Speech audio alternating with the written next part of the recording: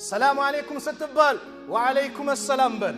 አንዳንዱ ራሱን ላይ ያሳድግና ደረቱን ያሳብጥና በቃ ልቡን ላይ አድርሶ የኛ ጀማ አይደለም፣ እኛ ሰፈር አይደለም፣ እኛ ቀበሌ አይደለም። በእስላም እንደዚህ የለም።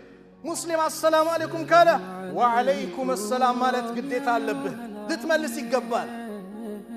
ሌላኛው ደግሞ አለ ሰላም አለይኩም ሲባል ከሆኑ ሰዎች ጋር ከሆነ ያፍርና ሃይ ፒስ ነው ሰላም ነው ይላል። ላኢላሃ ኢላላህ አሰላሙ አለይኩም እየተባልክ እንደዚህ ትላለህ።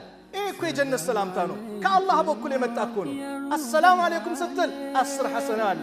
ወራህመቱላህ ከጨመርክ 20 ይሆናል። ወበረካቱ ከጨመርክ 30 ይሆናል። ሱብሃንአላህ በቀን 20 ወንድሞችን አሰላሙ አለይኩም ወራህመቱላሂ ወበረካቱ ስትል አስበው ስንት አለ? ነጋዴዎች 20 ሲባዛ በ30 ስንት?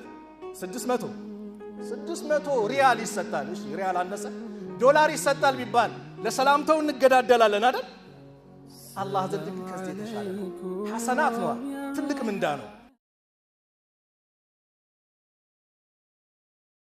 قال إني عبد الله آتاني الكتاب وجعلني نبيا وجعلني مباركا أينما كنت وأوصاني بالصلاة والزكاة ما دمت حيا وبرا بوالدتي ولم يجعلني جبارا شقيا والسلام علي يوم ولدت ويوم أموت ويوم أبعث حيا ذلك عيسى ابن مريم قول الحق الذي فيه يمترون.